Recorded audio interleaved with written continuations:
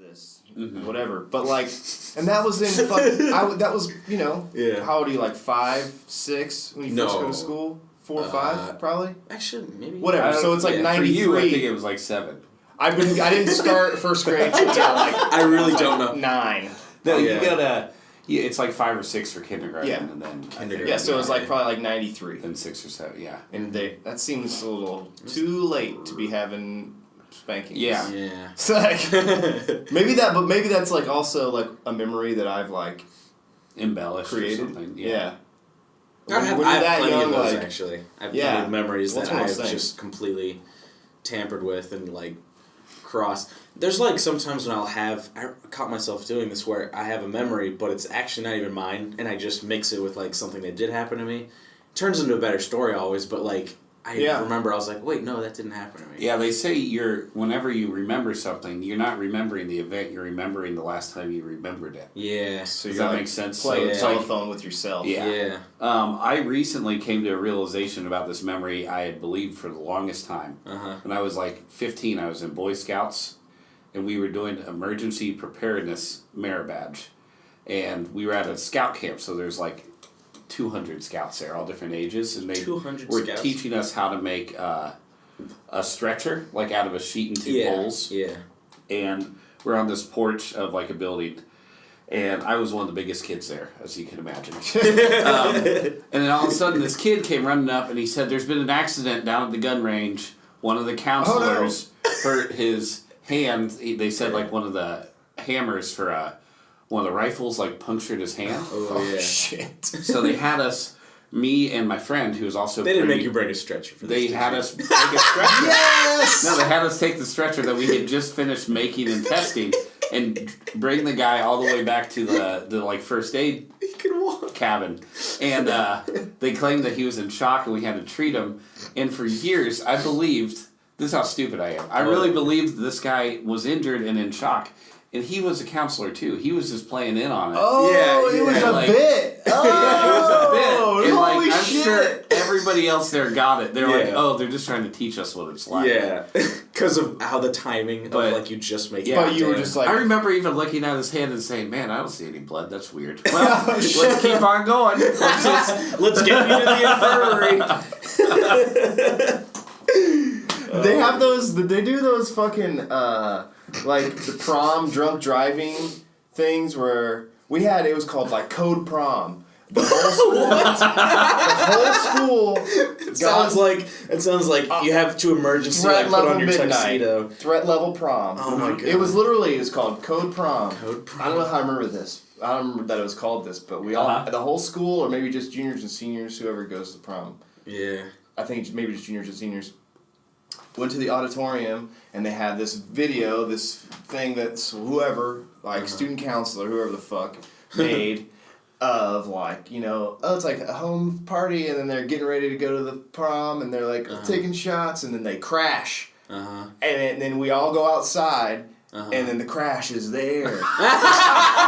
And it's on the football field, and we go, and it's like a crime scene. You know, I feel like is this like a dead high schooler? It's like our class, like, and there's like crash cars, and like it's like the ambulance comes in, and they're like, oh, whatever.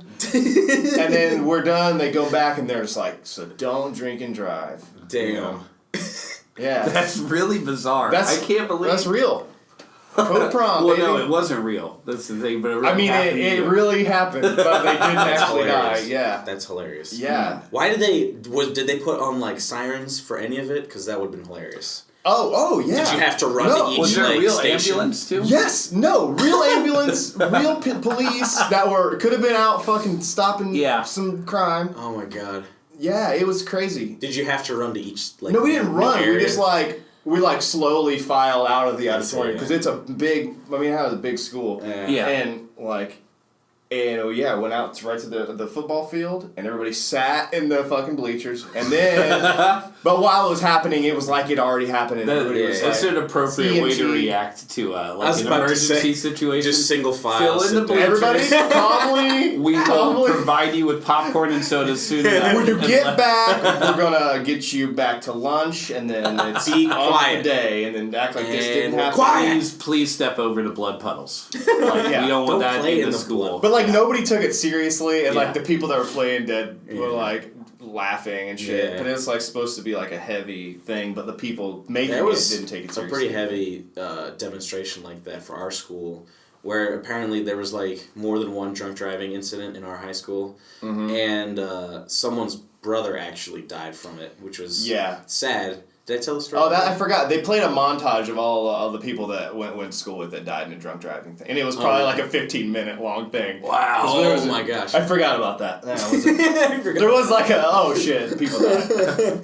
But I think maybe like somebody that was like the year before died in during prom. Well, that's what happened at our school, and in order to prevent anything else like that happening, he died in a rollover or something like that. Mm-hmm. And they brought this like simulated rollover like car. The simulation. No, seriously, it was like that's where the story. Like an arcade game. The gyroscope you get in a Disney World. That's where the story went wrong for me. Oh shit! We come outside and it's like just the freshman class at first, and we're all standing around it, and I was like, what is this thing? And because it's just a car on like two giant motors on either end of it, and I was like, oh, this thing looks badass. And there's a dummy inside. They didn't tell us what was going on. I just go out and I see this cool car, and I'm just Did they let you get in it? No, they didn't. That'd be fucking sweet! Well, they turn it on, and maybe I didn't know because I wasn't paying attention. That's more like that, actually. But they turn it on, and the dummy inside starts like whipping around because it's not buckled in, and then it all of a sudden flies out the window within like 4 or 5 turns. Sweet. And this was the point, but I was just like, oh damn! I was like, whoa, and I start like laughing too because it kind of looked funny. But then, me being an idiot, I don't realize that the girl whose brother died, and the whole reason we're here for, is standing in the front. Oh no! And she's crying. Why would they make her watch that? She's crying. I don't know. It seems like common sense to say, hey, we're going to do this demonstration. Today. Like, you could probably stay home. Yeah, but she was in front, and she was crying, and everyone sort of turned around and looked at me like, what the fuck are you doing? And then I was like, and then I stopped laughing like that. I was just like, oh! Sounds like you've been in that situation many times since then. Too. I think I have, yeah. That like story is pretty much just like I've done that a lot. You could fill in the blanks with different people and different events, and it happens like all the time. I feel like putting your foot in your mouth. I don't put my foot in my mouth. That's the problem. I need to do it's that. The Hair Club for movies.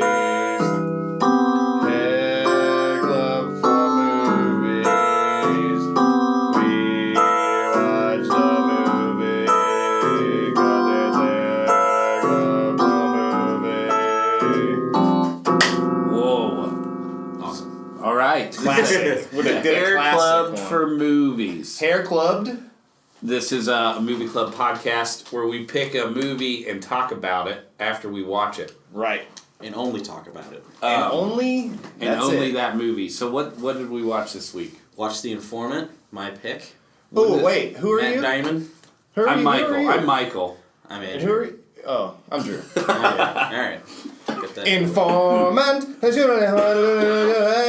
a Matt Damon. What? Informant. I don't know what you're doing. I don't even know. You know that song? No, we don't. That Informer? What? She like it boom down. Informer. Is that Shakira? I like it boom down. By the rapper Snow. He's a Canadian rapper from like the 80s. You've heard that song. I've heard it. God damn it. That was a great parody. Well, all the listeners will. Informant. Matt Damon. I love Matt Damon. Okay. What is this movie about? You know, I was surprised this thing came out in 2009. I thought it was like more recent. No. Yeah. This was prime Damon time. Prime Damon. Mm-hmm. I mean, Like he was still doing the Ocean's movies, I think. Well, this was produced by George Clooney. It was directed by Steven Soderbergh. Who directed what franchise of other movies? Ocean's 11, 12, and 13. I didn't know he directed. Yeah, it's pretty obvious though too. The style of filmmaking. Oh yeah. The fucking 70s like jazz lounge music, like the spy theme song. Yeah, it was when I don't remember when I first watched this movie, but like I remember I liked it like pretty much immediately. Synopsis. Go. This is a confusing one. It is actually. This was I think my 4th or 5th time watching it, and the details are pretty much kind of unimportant though. Yes, you're right. Like if you want to understand the real case the FBI is building, it can be confusing. Yeah, it can. Yeah. Yeah, but here we are. But okay, so synopsis is we're going to talk about it anyway. We don't fucking know what happened in this movie, but. It's hard to explain the synopsis because the whole movie, there is something happening, but the audience doesn't know it until the very end. Let's try. So Mark Whitaker, yeah, exactly. Whitaker. Anyway, he is a biochemist that works at a big agri company. ADM. ADM, and there's a problem with their product, and eventually... Lysine. I remember lysine specifically. Lysine, there was a disease. I'll explain it later. It's a corn product. It's like Visine. And they realize there's something wrong with the lysine, and Mark suspects that it's a extortion thing. Mm-hmm. He goes to his boss, and they get the FBI involved, and once the FBI is involved...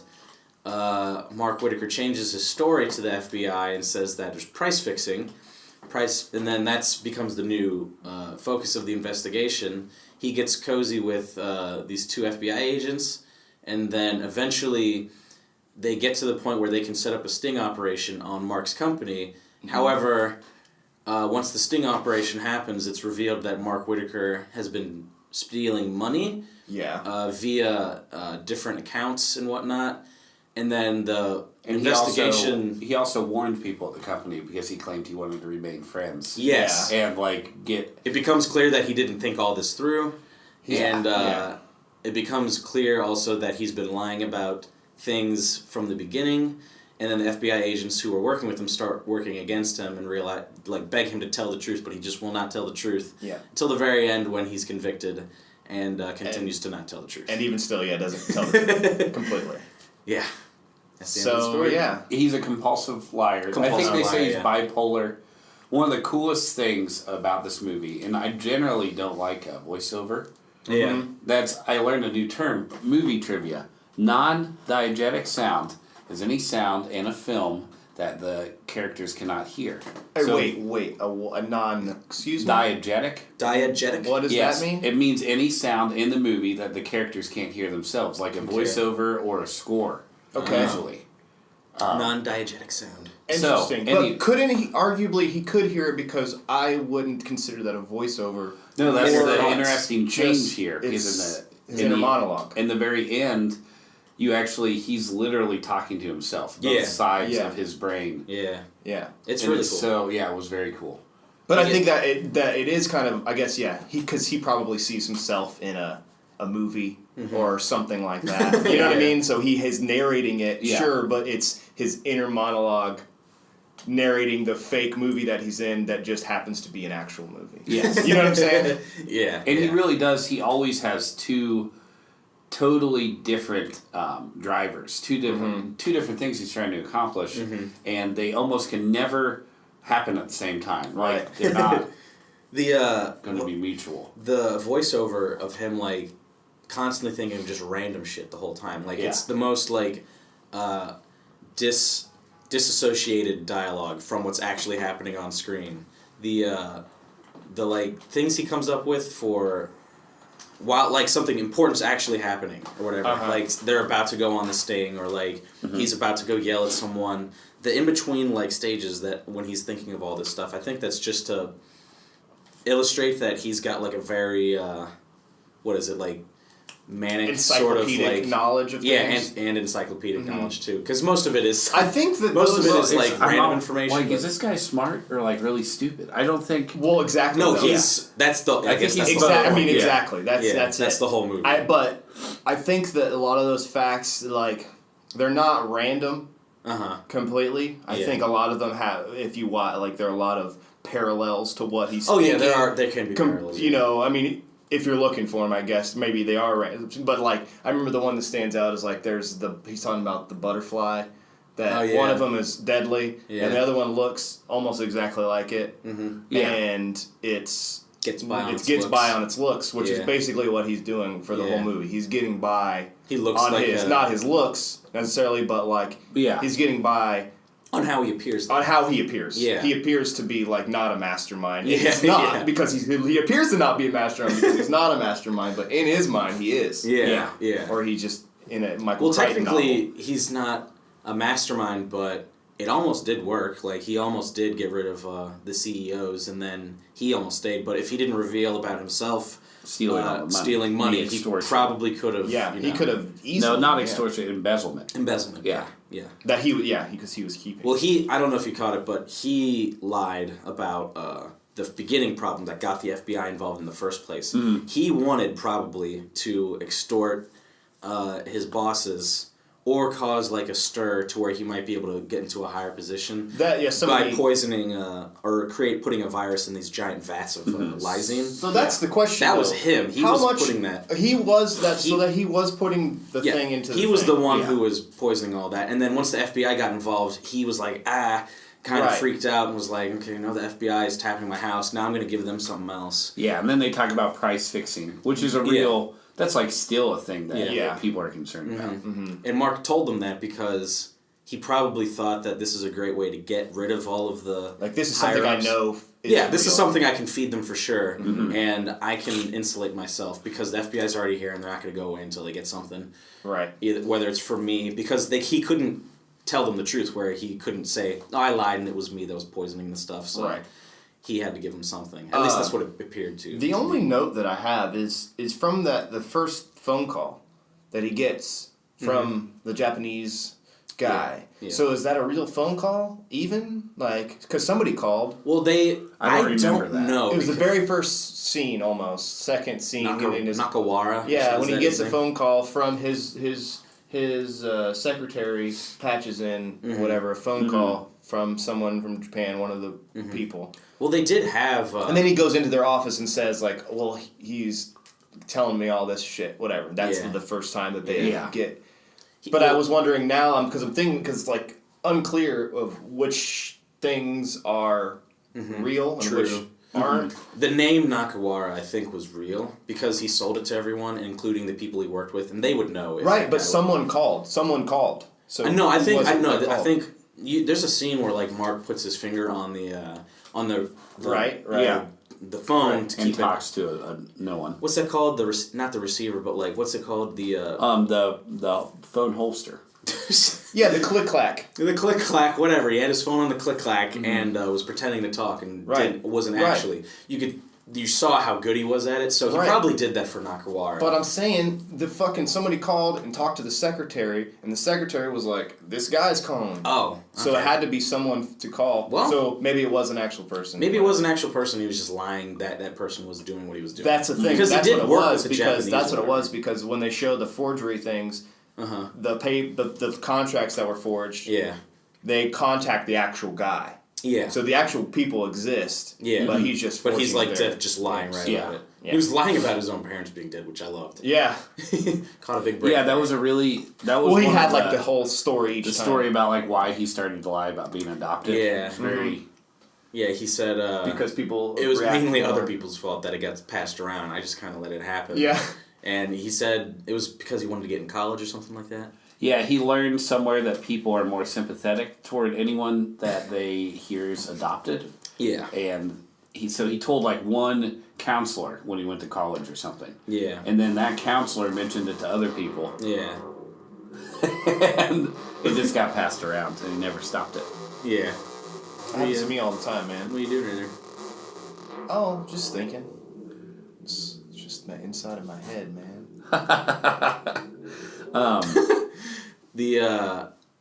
What was some of your guys' favorite like inner monologue thoughts? Because the one that I'd never forgotten is the polar bear story, where he's like, polar bears put their hands over their noses when they're ice fishing in order to not be seen because their noses are black. How do they find out that their noses are black? Do they look at other polar bears, or do they look in the water and say, "I'd be invisible if not for that"? I think that's a lot of thinking for a bear. Yeah, and then just ends it. I fucking love that so much. That is a good question. A lot of the inner monologue is just where the comedy comes from, actually. Like this isn't really a laugh out loud comedy, but I definitely thought it was funny, and it was like, and I mean I like the movie. The only thing I would say critical about it is that the tone wasn't. I don't know. I didn't know like where I was supposed to feel while watching it. You know what I mean? Yeah. Like, it was very. I didn't feel totally. In the dramatic parts, or I didn't feel compelled toward like any characters at first, and then you like buy into it eventually, and it was great. Yeah. Yeah. Well, I think that's it. You're supposed to. Honestly, that's part of the reason I think the film was not a huge success. You know? Well, because it's just not conventional. There's not a lot of movies that. Yeah. Well, I think it also is like the tone of the movie speaks to kind of how people were probably reacting to him. Like, if you see how the FBI agents are reacting to him, a lot of the time they're like, have this look like.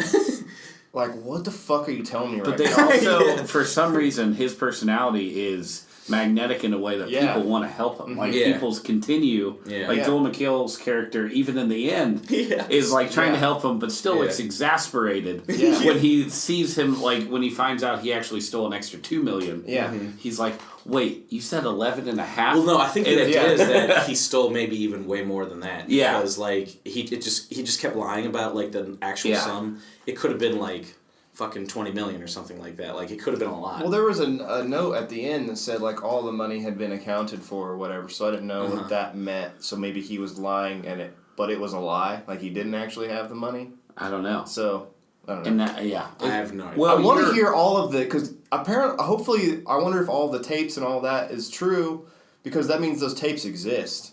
Yeah, but they're probably evidence in the FBI. I would love to hear that, though. Someone, like, thinking that they're, like, a fucking character in a spy novel. 14.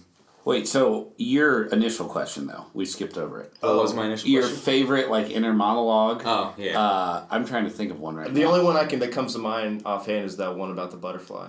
Because it is, I think I logged it. There was a quick one I liked too, where he's in the bathroom stall and he just looks down. There's just a bunch of ants eating like sushi or something like that. Oh, yeah. He's like, that's a big break right there. Yeah. No questions, no debates. You don't You're an ant, you just eat it. Yeah. I love that one so much.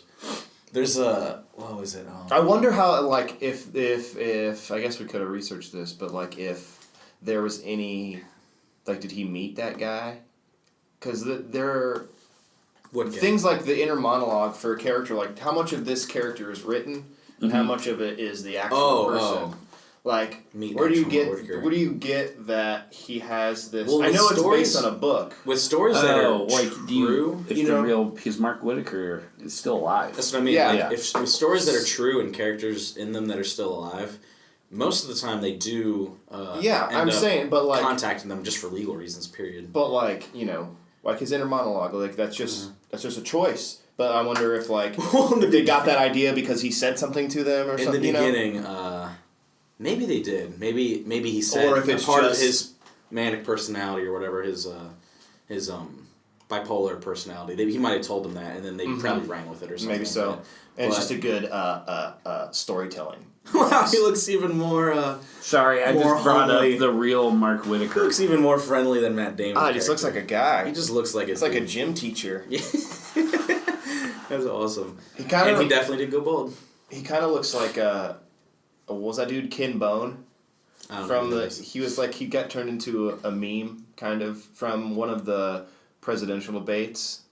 This dude named Ken Bone. Yeah, Google him. Huh. He's just wearing Google him. He's just wearing like a red like mock turtleneck and like glasses and like a shitty mustache. And he's just like this like guy that got turned into a meme. Huh. But he looks like Mark Whitaker. I see. Or he looked like Matt Damon as Mark Whitaker. That's what I kept thinking of. In the beginning, they have a disclaimer saying, some of the people in this are fictionalized and some of this isn't true. So yeah. Yeah.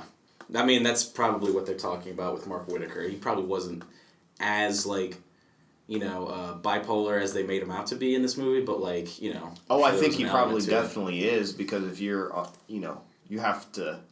That's like... lying on a grand scale. Yeah. I mean, it happened. He is like fucking an unstable person. Yeah. Obviously, to get to a place like this, it doesn't happen by accident. Yeah. You know what I mean? Like, you don't just happen upon this shit. Yeah. Like, you make a conscious, or maybe not conscious decision, but that's one of the biggest questions about the movie is like how much of it is intentional, because I think he does lack. He has a serious lack of self-awareness. Yeah. And but that's what I thought at first, and I thought that was like the only thing, and that he just was stupid. And then it turns out that he's a pathological liar as well. Yeah. So. Yeah, I mean, his wife asked him, he's like, why do you keep... Or no, his wife is like, please stop when we're starting to find out that why do you keep doing this to yourself? That's what the FBI implying that she's like, she's aware of his behavior. Yeah, sure. And the FBI agent's like, why do you just keep lying? Because you've been lying to us the whole time. Yeah. Why have you been lying this whole time? And he says, I don't know. And he even admits that he lied at some point. So obviously these people are gonna know that, like, you know what I mean? Like, it's on their radar that you're good at lying. So maybe everything you're saying is a fucking lie. Exactly. Yeah.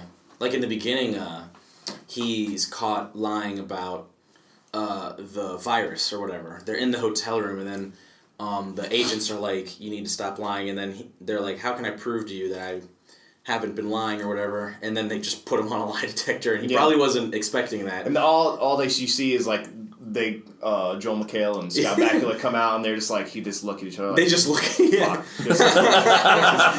And they're like, you need to tell the truth. And he's like, they're like, is there an embezzlement thing? He's like, yeah, I think in the past there might have been. And then they just keep staring at him. They don't. They just let him like keep talking. He's like, I made it up. And then they're like, Jesus. Yeah. And that's when you know that, or like that's at least when you're first introduced that Mark is lying about something. Yeah, I think people that get wrapped up into these things, like, I think it's just the thrill of they're changing. They're affecting this by just lying about it. I think that's what happens in these kinds of things. People that are get addicted to the rush of you just change the course of all the events just based on you're so smart that you changed it. They said that in the middle of it, or like towards the end of it, they were like his wife was saying, Mark just mopes around looking at news stories and trying to get the latest gossip from ADM, meaning like he's probably really thrilled about what's happening. Oh, yeah. And he was clearly excited. That's why he kept telling everyone when his lawyers and like the FBI were saying, just stop talking to people. Yeah. And his lawyer was like, you need to stop, you cannot tell anyone else this. And then the next thing you know, like that lawyer is looking at a news article because he told the New York Times. That's his main problem. Like, he could have lied to everybody, but didn't talk to everybody, and he would have gotten away scot-free. Yeah. That goes to the point where might not be the smartest person. Yes, or he can't think logically about things. Yeah. Trapped in his reality that is created by him. Okay, well, fuck. I think, I gotta... That might be it. Take a little break? Sure, gonna, pop on over to the stop and drop, and I gotta change tapes. You can buy a Christmas zebra cake. I think they're on sale now. Oh yeah, they look like Christmas trees. Yeah, they're not. But they're zebra cakes. They're tree cakes. True, they're the best. Love the zebra cakes. The waxy aftertaste. Mm-hmm. Sexy. That's not a waxy aftertaste you're tasting. That's a delicious cake bread. Cake food. Cake food aftertaste. Cake food waxy taste. All right.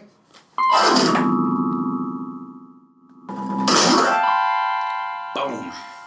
We're back. We're back. Damn it! I thought you guys were gonna do that. All right, we're back with the Hairclub, and wrapping up the Informant. Yeah. Talk on that. I thought that was your stomach grumbling. It is. Did you know that Matt Damon wore a fake nose this whole movie? No. Really? Yeah. I did one of the most interesting trivia facts I heard is to gain weight for it. He said he drank dark beer and like ate pizza and burgers every day, and someone asked how it was, and he said he loved it. It was he awesome. Fucking loved it. Yeah. Well, because for all of his movies, like the Bourne movies and shit, he has to get cut as fuck. I mean, I'm sure he enjoys doing that too, but like cut. Nah, I mean, who likes that? No. Nobody. Who likes that? Really likes you know what I like? I don't know. Drinking dark beers and pizza. Well, that's what I believe I'm saying. I'm literally doing. I did that. I did that already today. I believe I'm saying that though because he really. I mean, I think Denzel Washington did that too, and they asked him basically the same question. He gained like a shitload of weight for some role. I forget what it was though. Probably that the Flying movie, the one where he plays maybe. But they were like, movie, Flight. how was preparing for the role? And he was like, I ate a lot and it was delicious. Yeah, that's it. Like old Jared Leto. What was it? Chapter 27. He was a guy that shot that thought he was either that Catcher in the Rye, Holden Caulfield was like talking to him or like it was about him. I have no idea. What killed John Lennon. Oh, okay. He gained a shitload of fucking weight. It's crazy. Damn. Like, wow. Really For a movie no one's ever heard of. It's a really good. It's a pretty. I have not heard. He's one of those guys that like really commits. He's like, he does. Method, I guess. No, really Jared Leto ain't method. He's just. Jared Leto ain't method. He ain't method. But he just commits, yeah. Yeah, he commits. That's a allegedly stated. We can say he really tried. He really tried. He did. He tried to be the Joker. Well, no, like and he tried his best. Oh yeah, he definitely did try it. You just said we shouldn't talk about that. Yeah, you just said don't talk about Batman. You fuck. I said Suicide Squad. It's fine. I'm just making fun of Jared Leto. Okay. Okay. We'll let you okay. So what are our final thoughts? I think my final thought is that I might look like him when I'm older. Oh. I might look exactly like him when I'm older. I got a crazy picture of what I'm going to look like when I'm older. I'll show you guys later. Okay, yeah. But it's a corpse. I had on my Facebook just the picture of Matt Damon as the Informant as my profile picture for a long time. That would be. I was like, no, this is me. You should dress up as him for Halloween. Fucking shut up. It would be a good costume that no one will ever get. No one will guess. But like, you could get like a name tag, and it says like Mark Whitaker or whatever. Mm-hmm. And then you have a briefcase. Yeah. Oh my god. That'd be great because that's it's pretty much you already. Yeah. Like you're pretty. Well, I wanted to for a long time find the orange sweater that Jason Bourne wears in the first Jason Bourne movie when he gets on the boat. After he leaves the Sorry, everybody. He wears like this really cool orange sweater, and he basically goes almost the whole movie with it. And I was like, if I can find a sweater exactly like that, I can be Jason Bourne. Are you serious? Are you? You made me unmute it so we could watch the Cars 3 trailer. That's the only reason. Oh my crap! Anyway, Sorry, yeah. I sneezed and my computer. And for those of you at home, your phone did not just go off. Yeah, or maybe it did. Or maybe it did. You should probably check it. Your mom might be dead. Ratings. So here at the Hair Club, we give ratings. We like to rate things. Yeah, we have a very easy to understand rating system. Mm-hmm. We'll start at the top. Super easy. Why don't you explain? The tippity top. If you love it, if you really, really freaking love it. Mm-hmm. I'm probably gonna watch it again. Probably gonna watch it again. Maybe tell more people to watch it. Mm-hmm. Gonna give that a Drew. If you feel middle of the road about it, you think there's some good things, there's some bad things. You often say something like, "I probably won't ever watch that again." Mm-hmm. Yep. Then you rate that a Michael. Yeah. I don't know if you were following, listeners, but Drew was the one who explained the Drew rating, and Michael was the one who explained the Michael rating. Mm-hmm. Right. My name's Andrew. That's right. And if you give it an Andrew, that means separate from the name Andrew, it just means that you don't like it at all. You think it's a piece of garbage, and and your opinion is probably right. That's what it means. That's what it means. Wow. If you say so. Yeah. So anyway, I'm gonna give this one a Drew. I think I'm gonna give it a Drew too. Mm-hmm. Okay, so I've seen this movie a few times now, and I've liked it less and less each time. Really? Less and less? I think it's one of those movies also that's like, if you know what's going on... Oh, yeah. Kind of... There's not as much... It is very dry. Yeah. I'd say like... The middle is I literally did fall asleep in the middle. Oh. I was like, I'm gonna... But you still gave it a Drew. Yeah. I was just tired. I'm a little under the weather, if you can't tell, so I get drowsy easily. Aren't we always all under the weather? Because, like, weather happens above us, kind of. Unless you're in an airplane, right? That's true. Then you're over the weather. Then you're in the weather. You are the weather. You are the weather. You're weathering. Chemtrails. Yo. Research. No. I'm just kidding.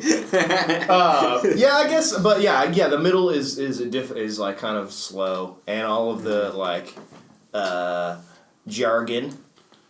What was makes me confused? Yeah, but well, yeah, I mean it's just a movie so what's that the rating? I'll say strong Michael, okay. soft Drew. Strong Michael, soft Drew. It's not. It's neither. It's like if we're on it's a needle. A hard Michael or a soft Drew. It's a hard Michael, soft Drew. Okay. That's how you guys do it. Hey! Whatever gets the job done. Yeah. Soft Drew can still get the job done. Yeah. I've heard those stories. Oh, that's true. Hey. It's like an egg, You can take it hard, you can take it soft. Yeah. You can take it boiled.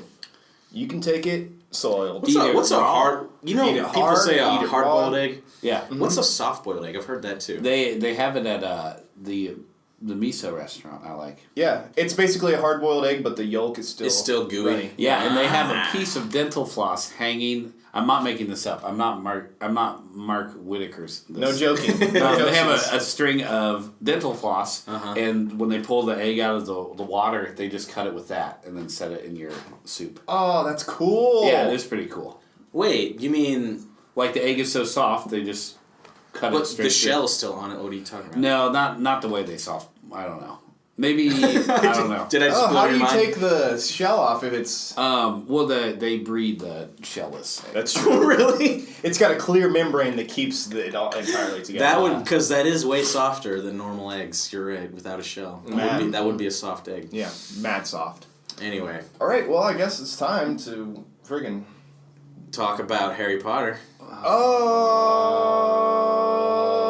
Michael hasn't seen it. We haven't, honestly, we haven't talked about Harry Potter in a while. Okay, quick Harry Potter. Andrew and I, Drew, saw Fantastic Beasts, and we found out where to find them. Yeah, but turns out New York City. We're not. Yeah, apparently. In 1926, that's where. And we're not going to talk about it further. You guys liked it. We can give it a rating. I'll give it a rating. Oh. I'll say Drew, double Drew. I'll say Drew as well, but not a double Drew. I'll do double Drew because I saw it twice. Yeah. Double Drew. All right. Well, I look forward to seeing it. Yeah. I've seen... Look out for our future There's been a lot of movies that have come out. Andrew really liked The Arrival.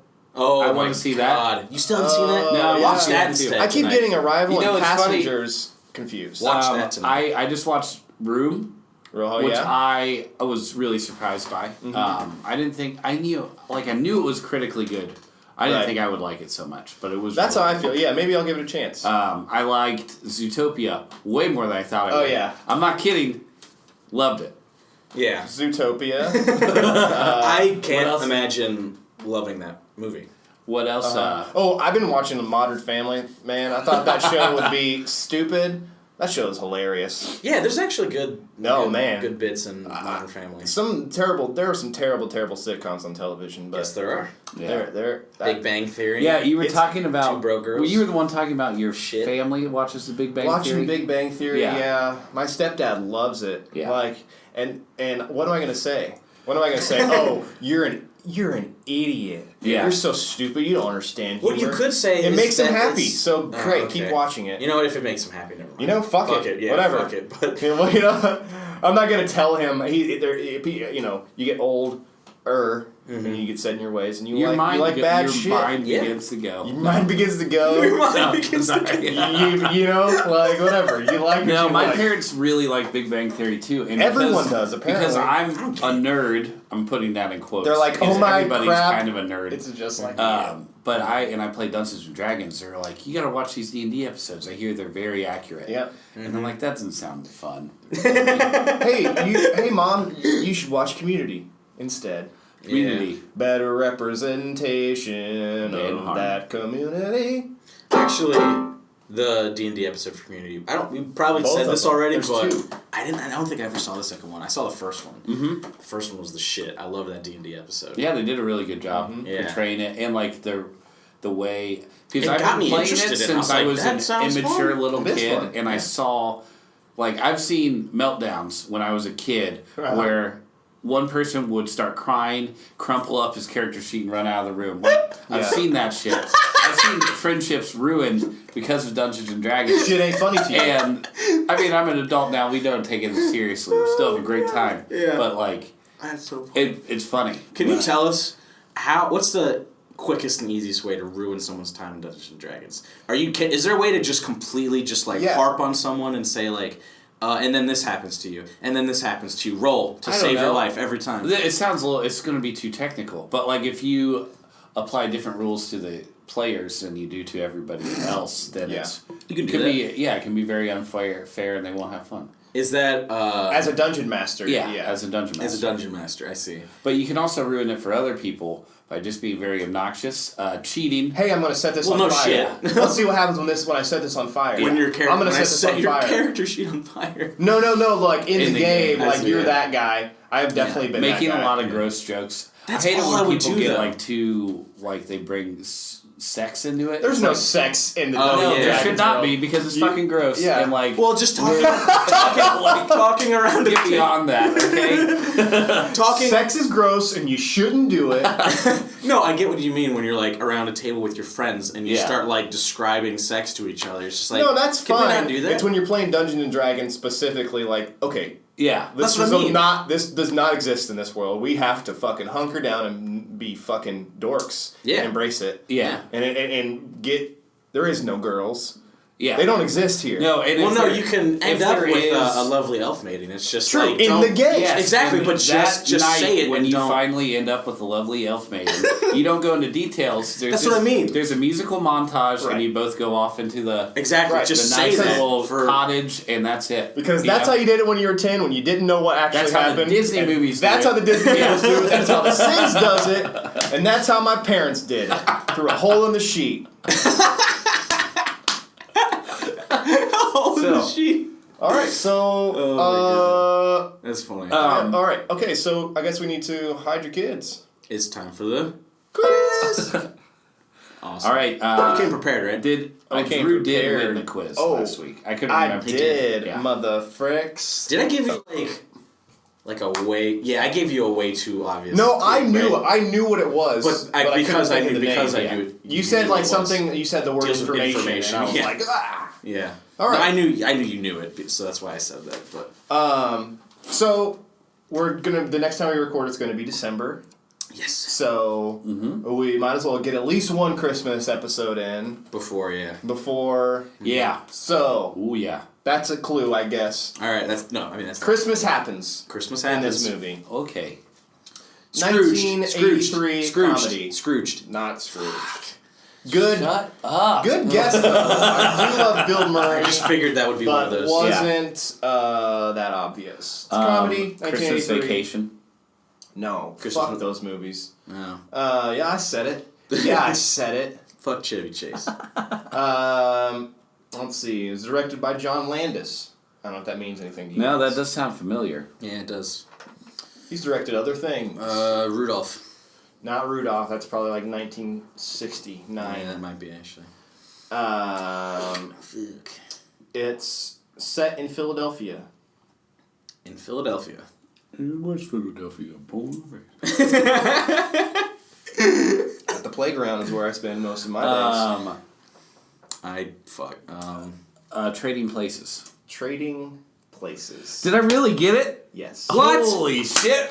What? Starring Dan Aykroyd and Eddie Murphy. Oh man! The next clue stars 2 SNL casts, and it's an unofficial Christmas movie. That's what John Landis, I think, did a lot of comedies with SNL cast members. Fuck. Yeah, man. Yeah, sorry, man. I don't think you. I guess you wouldn't have even. No, I didn't know what that movie was. Really? It's really good. You guys always pick movies that are almost unknowable. No, this is a classic comedy. Not unknowable. This is a classic movie. Yeah, Dan Aykroyd, Eddie I think Murphy. there are a lot of saxophone montages. God damn it. But, like, it's classic Eddie Murphy. Is there a lot of steamy city streets, too? Oh, yeah. Yeah, I thought coming out of the manhole. I thought so, yeah. Because this is good. I feel like I've already seen this movie then. This is like a movie I would almost watch on my own without anyone telling me to. Yeah, great movie. And it's one of those, like, I've seen it a couple times. Like, when I was a kid, I've seen it. I can't remember the last time I sat down and watched this movie, though. Cool. So, great comedy. Awesome. Yeah, we haven't had I was looking through the list and I was like going to pick something else. No, this is a good one. But we haven't really watched just a comedy in a while. Yeah, we've been doing this for a while now. We started in September of last year. Mm-hmm. When did we lose the Tootsie? It was a year now. Was it like around Christmas? Well, it was the last episode before Christmas. Was it? Yeah, I swear it was. To look back. It was. That's interesting. Well, it's a similar movie. It's a very similar movie. I just feel like the 80s movies like this make me feel a warm sense of nostalgia and being at home and watching these shows because that's what's on TBS when I'm home. Yeah, and I'm not going to get into the specifics because we have to talk about it for a whole episode. Right. Mm-hmm. But like old 80s comedies, this was before everything had to be rated PG-13 or less. You know, like there's some raunchy shit in there. Probably a lot. These are adult comedies. Probably a lot of sexist things that do not last. I'm just assuming. That are like kind of bad, and we're like, ooh, that's fucking fucked up. Yeah. Maybe some a gay joke that's totally not okay. Yeah. Just gonna guess because Eddie Murphy's in it. Yeah. Because he was kind of a homophobe. Leather pants. A lot of maybe some keyboards. Saxophone for sure. No, that's for sure. Saxophone and steamy city streets. Absolutely, because it's the winter. And what do you think happens in a cold city? Have you ever looked outside like a manhole cover when it gets in the winter in this town? No, I'm just saying, what happens. It doesn't. Hot shit is flowing under us. They have to clean out the sewers here, and you'll see steam rising out of every single manhole cover. It's true. Like it's from a horror film. I'm not saying that it doesn't happen. I'm saying that they choose to include too many of those shots. It's for ambiance, dude. Heard of it? Shit. And also, how are you going to know it's a city? Yeah. What bothers me is like the beginning of the Ninja Turtles. Ninja Turtles 2. Mm-hmm. Yeah. It's like clearly the summer and it's like just steam coming out of all of like the floor hole. That's what I mean. Like, this is the summer. It can. It's really cold down there. It must be really cold down there. I heard something interesting about Teenage Mutant Ninja Turtles 3. I think they had one of the Coreys, like Feldman, attached, played Donatello. Whoa. The first one. Yeah, but then he dropped out. Michelangelo. And that's why that character has like no lines in the second film. He's like, they cut almost all the lines. Wait, why'd they cut all of his lines? Yeah, it was one of them. Yeah, why would they cut his lines? Maybe they didn't want to. Were they all Corey Feldman jokes or something? Because, really, he was such a big name at the time. It was like a big deal, but it wasn't a big deal to just have another voice actor that's funny. Yeah, because otherwise they were going to give him like all the good lines. Well, that's the thing. Like, how would they have like the Ninja Turtles like costumes? What's the point of having Corey Feldman in the first place? You're not in them. He wasn't inside. They had like stunt people in those. Yeah. Why did I think that? That's not how it works. They record him in post. Actually, no, I knew that, but for some reason I didn't know it. And he's doing all the flips and shit. God damn it! No, I knew that. Speaking of Power Rangers, I didn't know this until much later, but the series we grew up with. The reason all the action scenes. Yeah, there was like an original Japanese series. Oh yeah, you didn't know that? Yeah. Well, my dad told me. I found out later, but my dad told me when I was a kid, and I was like, "Oh, that's why." That's all. That's why it looks so weird. That's why it looks like Godzilla. Yeah, that's why it completely changes like film quality when it goes from. Yeah. But it's like a style. I wish they would do that for the new movie. Mm-hmm. Like they outsourced all of the battles. That would be sweet. And they all look like kind of shittier. Like just no. How awesome would that be? Because you saw like the costumes for the new one, right? Like, it looks like trash. It looks garbage, but they have like the scenes with the American actors, and then right when they put on their helmets and have to fight someone, just cut immediately, hard cut to just the original. Oh yeah, that'd be so tight. It is like a completely like the biggest change you could imagine. There's no longer CGI. Oh man, like the monsters. While they're just talking are like all CGI and shit, and then right when they cut to the action scenes when they're fighting, just fucking like the blow up doll or the big like mascot. But like the scores do, just like bwah, bwah, bwah. You know, like it's like the modern like deep bellowy score of an action film. Yeah, God, just 100 bwah. Speaking of Christmas, I remember my mom. she like saves a bunch of things from her childhood, as mothers do. And she found the Christmas list from like 1996 or something that I had written. Interesting. And did you have Jetpack on there? On it was Power Rangers, The Curse of the Ooze, or whatever that first like motion picture was. Oh, the Ivan Ooze movie? Ivan Ooze one. Yeah. Fucking awesome. And I remember, the one where they get like the animal droids. That shit. Yeah. That's what you go, fuck yeah. I saw that shit in theaters. And I saw the Turbo movie in theaters too. Yeah. Fuck yeah. It's funny how when they used to, like, they would make 90s kids shows in the movies. Yeah. Like, and you could see the production value increase dramatically. Yeah. Like the Rugrats movie. Oh, yeah. Because you're used to, like, Rugrats a certain quality animation, and then, like, once it gets to the big screen, it's, like, so much better. Well, they had those shots in the Rugrats movies where it would, like, pan, and then it's, like...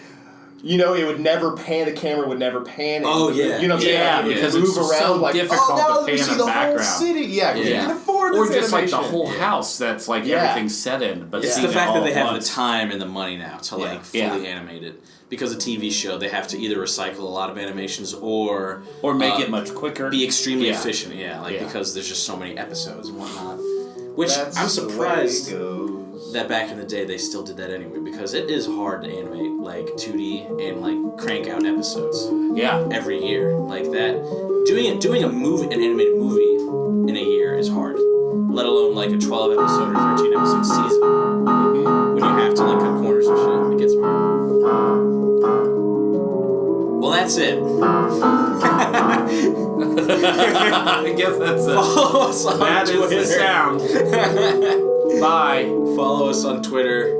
And we don't really do the Twitter. Instagram is cool. More. Never mind. Fuck Twitter. I made a promise I would post a movie post every day for a week, and I did not follow through. We're doing some. Trying. I did a couple. Tell your friends. Please rate us on iTunes. Subscribe to us wherever. Tell your students too. Wherever you buy your podcasts, and please tell your friends. Just tell your friends. Tell someone.